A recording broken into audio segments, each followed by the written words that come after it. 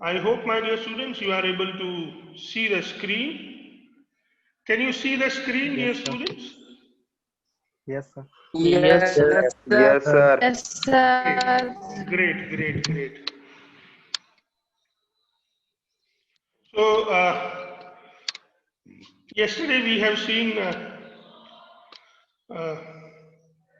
few important problems. Even we have studied this in-text question about which of the following species will have the largest and the smallest size. You can see that I have arranged them as aluminum plus 3 is smaller than Mg plus 2 is smaller than Al and is smaller than Mg. So this is how we have understood it well. Now today we shall start about this problem 3.6. The first ionization enthalpy value of the third period elements sodium, magnesium and silicon are respectively 496, 737 and 786 kilojoule per mole. Predict whether the first ionization value for for aluminum will be more close to 575 or 760 kilojoule per mole and justify your answer. So here we are asked to uh, um, predict whether the first ionization value for aluminum will be more close to 575 or 760. Now, if you it will be more close to 575 kilojoule per mole. The value for aluminum should be lower than that of magnesium because of effective shielding of 3p electron from the nucleus by 3s electron. Now, my dear students, I hope you understand all these things, but still I'll try to explain you this answer. You can see here that for magnesium, they have given us the value. For magnesium, they have given us the value as, for magnesium, we have 737 kilojoule per mole. Now, when we study about this, what do we find? Magnesium is having the electronic configuration that we have magnesium, which is having the electronic configuration neon, then we have a 3s2. You can see that this 3s orbital is completely filled. This 3s orbital is completely filled.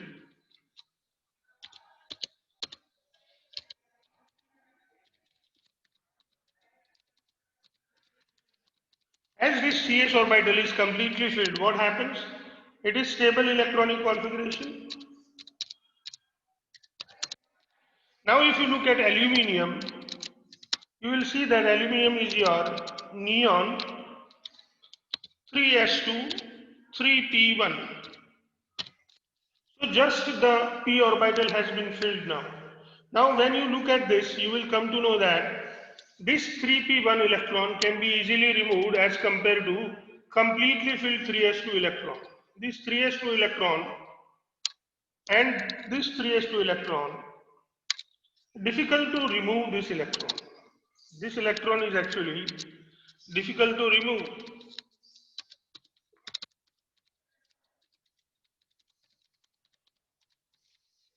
Because completely filled and stable, because this 3s what we can see is completely filled and stable, whereas this electron can easily go out. So when you make aluminum from aluminum to aluminum plus 3, when you make aluminum to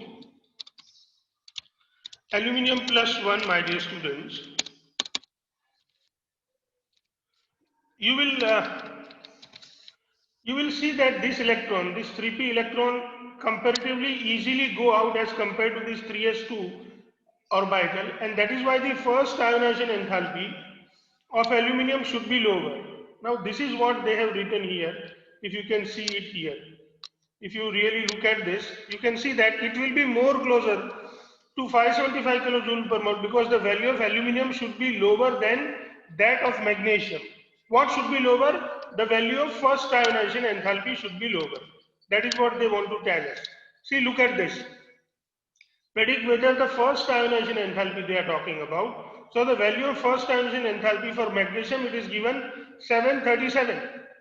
The two options they have given is 575 or 760. The value of magnesium is 737. So the value for first ionization enthalpy for aluminum should be less than 737. So it cannot be near to 760. It should be less than 737. Now the other option we are given is 575. So that means if it is not near to 760 or if it is less than 737, we can say it will be more closer to 575, and this is how, my dear students, we can easily understand the answer. I hope you understand. If you don't understand, you can ask me right now, or else we can move to the next question. Do you have anything to ask? Do you understand it? Yes, sir. Okay. Yes, sir. Thank you for reverting. Thank you for reverting, dear students. Next Yes, question. sir. Next question. Yes, Which of the sir. following, thank you, which of the following will have the most negative electron gain enthalpy and which the least negative? See, phosphorus, sulfur, chlorine and fluorine, they have given. They even ask us to explain our answer. Now there are two rules. If you go left to right, the electronegativity value increases. If you go down the group, the electronegativity value decreases. But when you think about chlorine and fluorine, my dear students, we are aware that the electronegativity of fluorine is less than the electronegativity of chlorine, and this is what we have discussed in detail into our previous discussion.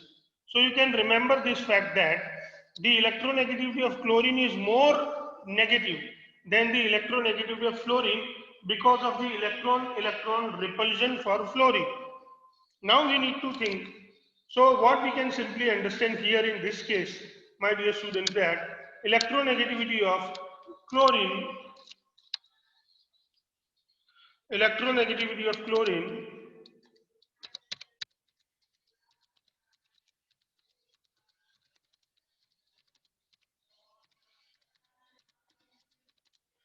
is more negative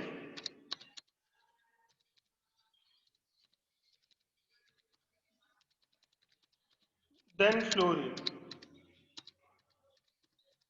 This is what we can easily understand. Now we will have to think for phosphorus and sulfur. Now if you look into the group number 16, oxygen, sulfur, selenium, these are the elements. And if you look into the group number 15, nitrogen, phosphorus, arsenic, these are the elements. So if you look into the group, you will find that in the third period we have sodium, magnesium, aluminum, silicon, phosphorus, and sulfur. So phosphorus and sulfur are in the same period, and your phosphorus is at left side as compared to the sulfur. If you go left to right, the electronegativity generally increases, and that is why we can easily understand that the electronegativity of sulfur should be more than the electronegativity of phosphorus. So now let's look at the answer. Electron gain enthalpy generally becomes more negative across a period as we move from left to right. Within a group, electron gain enthalpy become less negative down a group. However, adding an electron to 2p orbital leads to greater repulsion than adding an electron to the larger 3p orbital. Hence, the element with most negative electron gain enthalpy is chlorine. The one with the least negative electron gain enthalpy is phosphorus. So, my dear students, we can easily understand the least electronegativity with phosphorus. You are free to ask if you have any doubt. We can move to the next question. Using the periodic table, predict the formulas of the compound which might be formed by the following pairs of elements: silicon and bromine. You know, silicon will have the +4 charge and bromine will have -1 charge. So +4 -1 to satisfy +4 charge of silicon, we will be in need of 4 Br-, and finally the formula would be SiBr4. Aluminium and sulfur. you know, aluminum is +3 and sulfur is -2. So +3 and -2 LCM is 6. So aluminum 3 need to multiply with 2 to get 6, and sulfur 2 need to multiply with 3 to get 6, and ultimately we will have Al2S3 kind of formula for the aluminum sulfide or for the aluminum and sulfur. Then we have the next question. Are the oxidation state and covalency of aluminum in AlClH2O5 plus 2 same? Now, if we really want to understand the oxidation state, if we want to understand the oxidation state, my dear students, we can understand it this way, that we have aluminum plus we have Cl plus we have 5H2O, and that is equal to +2. This is what it is the case here. Now for aluminum, if we write X, and for chlorine we write -1, and we know that H2O does not have any charge.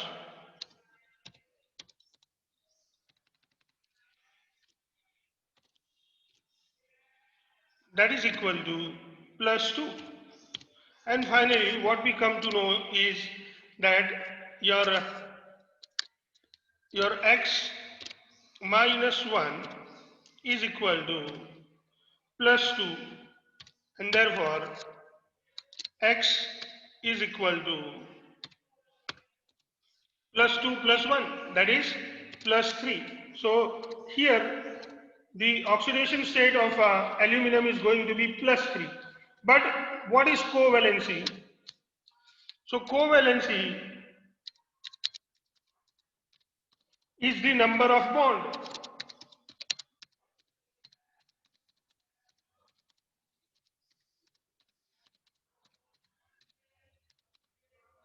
Covalency is the number of bonds formed. How many bonds are formed? How many different atoms or molecules are bonded with aluminum? I am asking my dear students.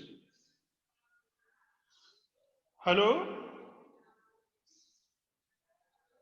Hello dear students, am I Yes, audible? sir. sir.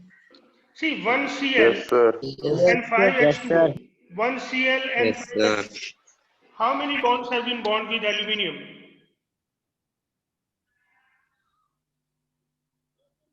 Hello? Dear student, Yes, sir. tell me how many bonds have been formed by aluminum?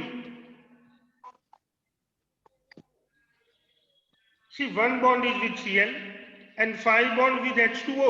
Total how many bond? 6. 6. Yeah, it's easy to understand. See, you can look into this, that 5 with H2O, this 5 with H2O, and 1 with chlorine. So total 6 bonds. So we can say that the oxidation state of aluminum is +3 and the covalence is 6. Understood? Do you have anything to ask about it?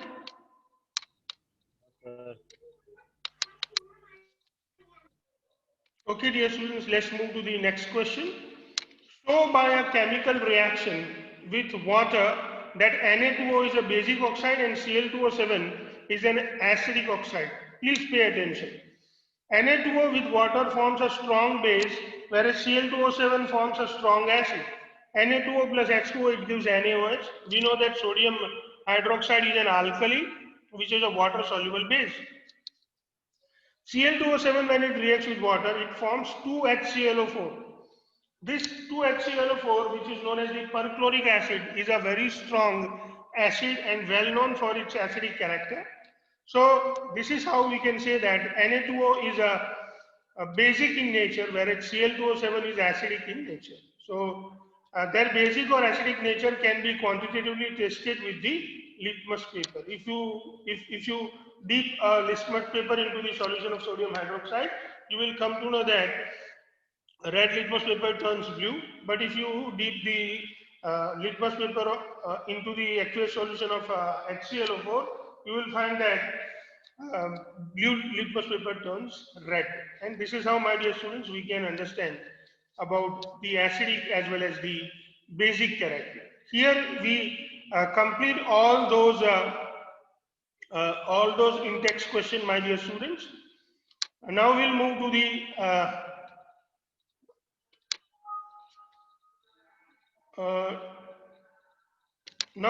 the next part.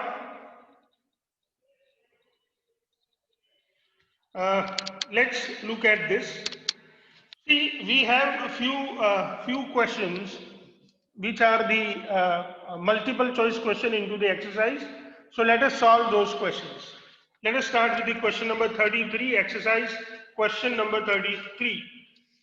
In the modern periodic table, the period indicates the value of atomic number, atomic mass, principal quantum number, or azimuthal quantum number. Tell me, what is the answer? The period indicates the value of what? Principal quantum number. Very good. Let's move to the next question. Which of the following statement related to the modern periodic table is incorrect? The p block had 6 columns because maximum 6 electrons can occupy all the orbitals in p shell. The d block has 8 columns because a maximum of 8 electrons can occupy all the orbitals in d subshell. Each block contains a number of columns equal to the number of electrons that can occupy the subshell. The block indicates the value of azimuthal quantum number L for the last subshell that received electron in the building up the electronic configuration. Tell me, what should be the answer? Look at the option number B. Can you read the option number B? Yes, sir. And any one of you, please Yes, read. sir.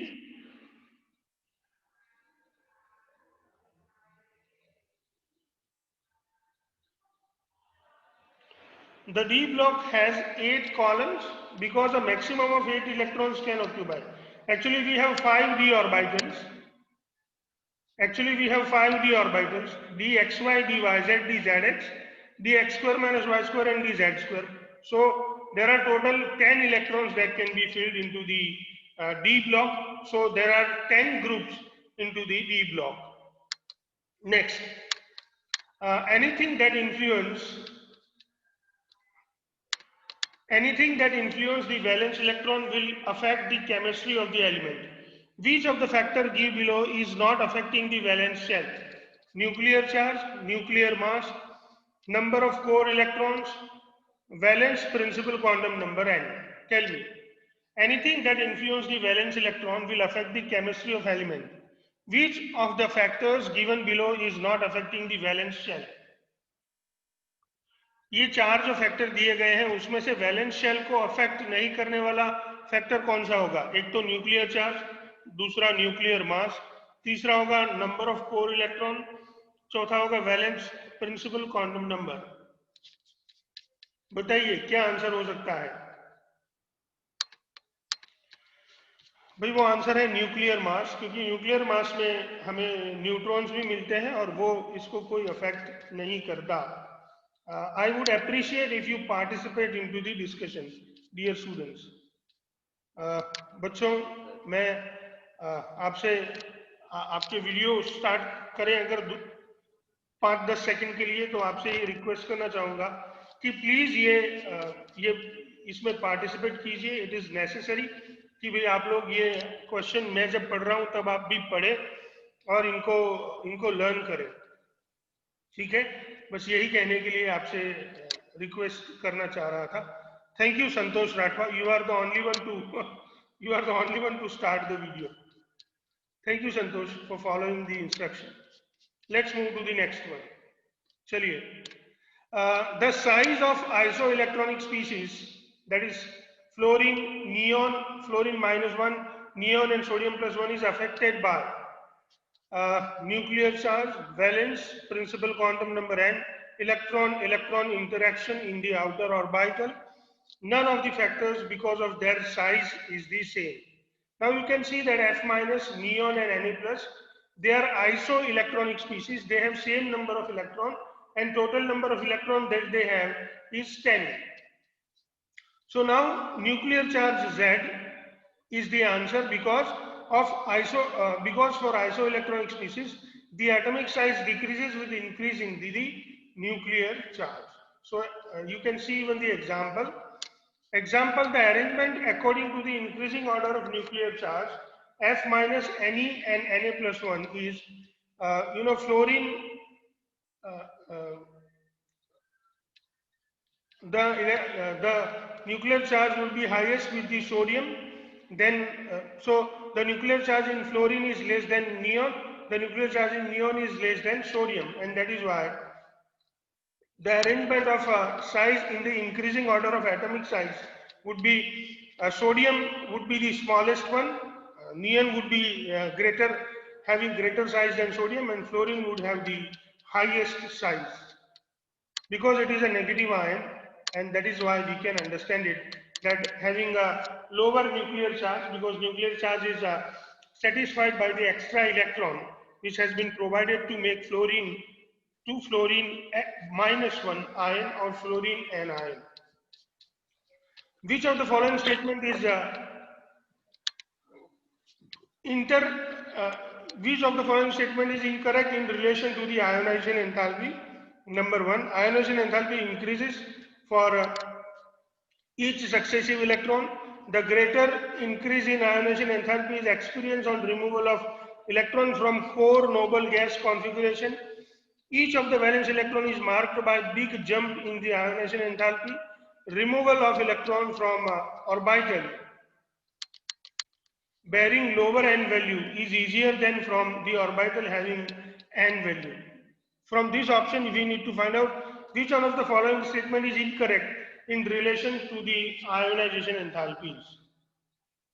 Tell me what is the answer. At least try. For orbitals having lower value of n,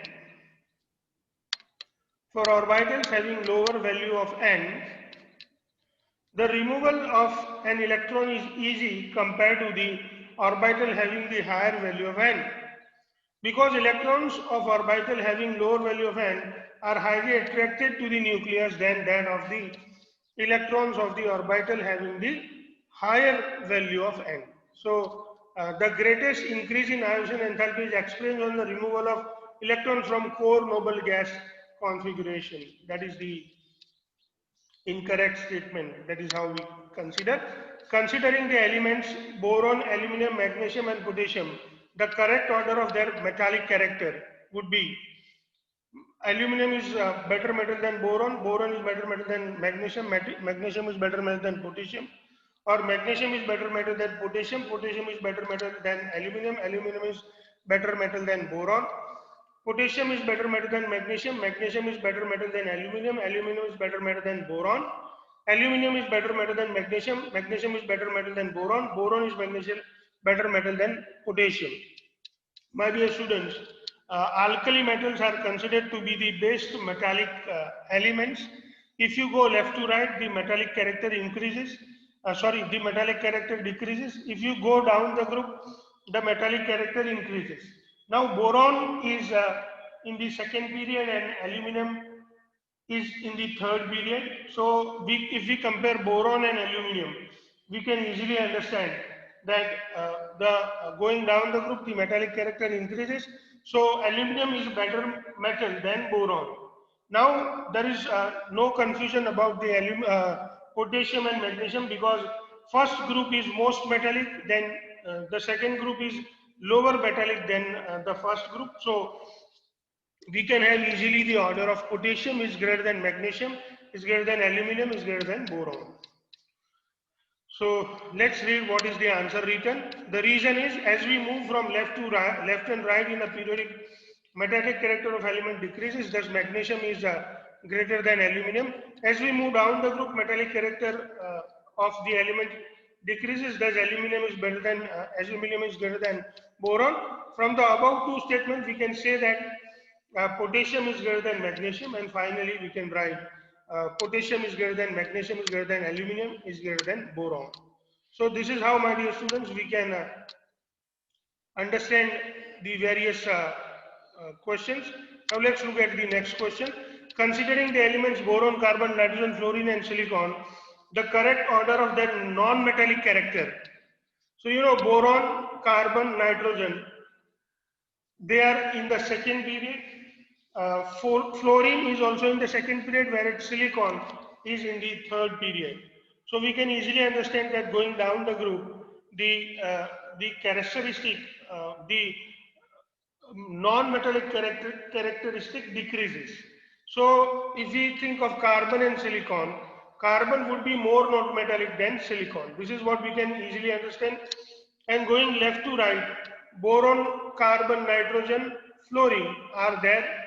Going left to right, the metallic character increases. So fluorine would be more metallic than nitrogen, nitrogen would be more metallic than carbon, carbon would be more metallic than boron. But silicon is less metallic than carbon. So now we can write the order, and silicon is in the fourth period, boron is in the third period. So even boron is more non-metallic than silicon, and that is why we can write the order that fluorine is greater than nitrogen, is greater than carbon, is greater than boron, is greater than silicon. My dear students, please remember that silicon is considered as a semi-metal or metalloid, and that is why it is considered to be less non-metallic as compared to the non-metallic elements like fluorine, nitrogen, carbon and boron. Let's move to the next question. Considering the elements fluorine, chlorine, oxygen and nitrogen, the correct order of their chemical reactivity in terms of oxidizing property. Now, what is oxidizing property? So, you know, some element, they accept electron. When they accept electron, they take electron from some other element, and this is how they oxidize the other element. So oxidizing property is related to the capacity of attracting the electron. Now which one can, this is oxidizing property is directly proportional to the electronegativity. And if you look at the electronegativity order, fluorine is the most electronegative, then chlorine, then oxygen and then nitrogen. So we can have this order that fluorine is greater than chlorine, is greater than oxygen, is greater than nitrogen. This is how we can arrange. My dear students, there is something wrong in the question also, because here we can even say that oxygen is more electronegative than chlorine. So the order given here is not appropriate, but as this is the order given into the question, we will have to write the answer as 2. Actually, the electronegativity of oxygen is little greater than the chlorine, but we can avoid that knowledge, and we can take out. Even if the same question will be asked in the exam, we will prefer to take the second option, because this is the best option we can see here. So my dear students, here we complete the exercise of this chapter. Now we can, I'm just going to show you something. This is what I have sent to you, dear students. This is what it is, the various questions that have been suggested by CBSE to you. This is what it is known as the CBSE exemplar questions. These CBSE exemplar questions are suggested by CBSE itself, and you can see here, if you can see that it is the PDF that explains the CBSE exemplar problem. So these are the questions suggested by CBSE for we people to solve them. So I have sent you the CBSE exemplar problem PDF today. You need to solve it for all the chapters, and if you have doubt, you can ask me. You can even see that you have the answers given at the end of it. You can see that these are the answers given for almost all. We have the various types of questions, multiple choice questions. Then we have the short answer type questions. Then we have the match the following type of questions. Then we have the assertion and reasoning type of questions. So this is how we can solve all these problems. And if you find any doubt, you can come and or you can ask me. I shall help you to solve. But still, I am suggesting that the answer has already been given. Let us start solving the problem for today's class. We shall start the 4th chapter by tomorrow. Let's look at the first question. Consider the isoelectronic species sodium, magnesium plus 2, F minus 1 and O minus 2. The correct order of increasing length of the radii is, बताइए. See, O minus 2 will have the largest radii and Mg plus 2 will have the smallest radii. So this order where we have this 2 is the correct order. So this is the correct order. अगर बच्चों आप लोग खुद answer देते तो मुझे बड़ा मजा आता था. चलिए नेक्स्ट क्वेश्चन में ट्राई करते हैं.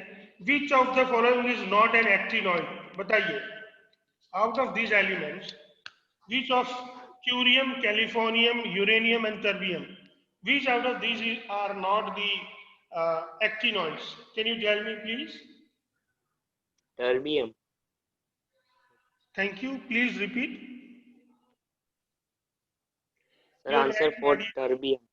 Very good. Terbium is not the actinoids. You know, actinoid starts with the actinum and thorium, then protactinium, uranium, neptunium,